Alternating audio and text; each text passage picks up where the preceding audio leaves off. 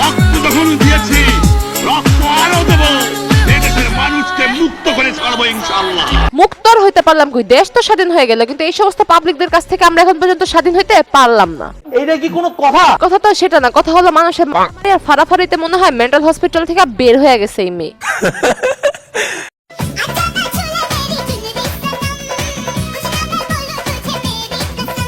ভাইটি প্রচুর পরিমাণে ক্লান্ত, তাই গণভবন থেকে বিছানার বালিশ নিয়ে রাস্তায় ঘুমায়া পড়ছে। কি আর করা।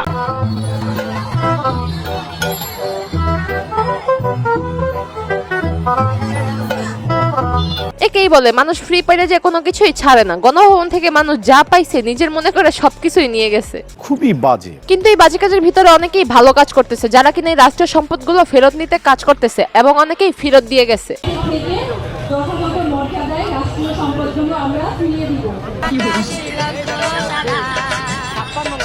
ভাই আপনি যে জিনিস পাইছেন, আপনি তো পুরাই বাম্পার মারছেন।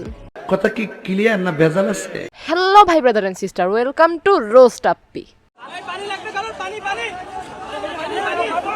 অনেক রক্তের বিনিময়ে, অনেক জীবনের বিনিময়ে আমরা দেশটাকে স্বাধীন করছি। আমাদের মেরে ফেলতেছে, আমরা জানি না আমরা কি করছি। আপনি কি করছেন সেটা হয়তো আপনি ভুলে গেছেন, কিন্তু আমরা তো ভুলিনি। আমাদের দেশের বিভিন্ন জায়গায় আমাদের অনেক সম্পদ নষ্ট হয়েছে, সেগুলো হচ্ছে মেট্রো স্টেশন, ফুটওভার ব্রিজ, আর অনেক কিছু। দেশের ক্ষয়ক্ষতি হয়েছে এটা নিয়ে আপনার খুব মাথা ব্যথা, কিন্তু দেশের যে শত শত প্রাণ ঝরে গেছে সেটার দিকে আপনার কোনো মাথা ব্যথাই নেই। মাথা ব্যথা থাকবে কি করে? আপনার কমেন্ট বক্সে গিয়ে তো দেখলাম আপনার পরিবার নাকি লীগের সঙ্গে জড়িত ছিল।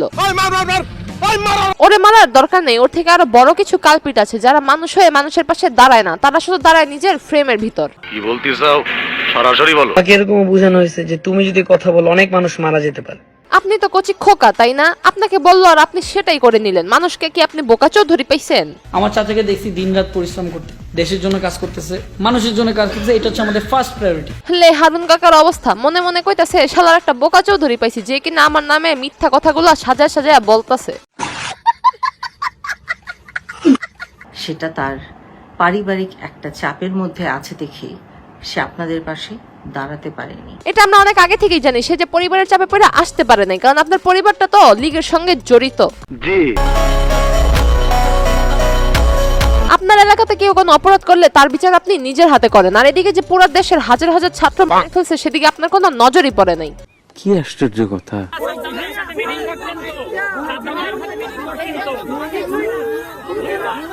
জাতির ছোট ভাই সে যে কবে বড় হবে জানি, কিন্তু বলবো না।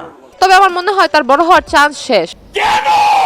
কারণ যার হাতের মোরগ পোলাও খাইয়া বড় হইতে চাইছে সে তো এখন আর দেশে নাই।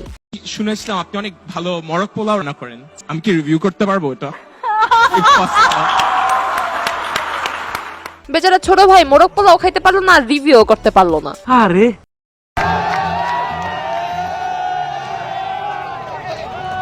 হুজুর আস্তে, এত খুশি হয়েন না। খুশির ঠেলায় বউকে নিয়ে রাস্তায় নাচানাচি শুরু করে দিছেন না, মানে এটা কোনো কথা? এটা বলার কিছু নেই। আপনারা অনেক আনন্দিত, অনেক খুশি, আনন্দের জন্য অনেক কিছুই করতেছেন, কিন্তু আনন্দ করতে যে রাষ্ট্রীয় সম্পদগুলো নষ্ট করবেন না। এগুলো আমাদের রক্ষা করতে হবে, কারণ এগুলো আমাদের নিজেদেরই সম্পদ। আরে এরা কারা, কোত্থেকে এলো? এরা কারা, এদের চিন্তা হলে আবার আপনাকে সামনে আসতে হবে। পারবে না। পারবে কি পারবে না সেটা আমরাও জানি। এখন ফেসবুক থেকে ভিডিওটি দেখে থাকলে পেজটি ফলো করে দিন, আর ইউটিউব থেকে দেখে থাকলে চ্যানেলটি সাবস্ক্রাইব করে দিন। দেখা হবে নেক্সট ভিডিওতে।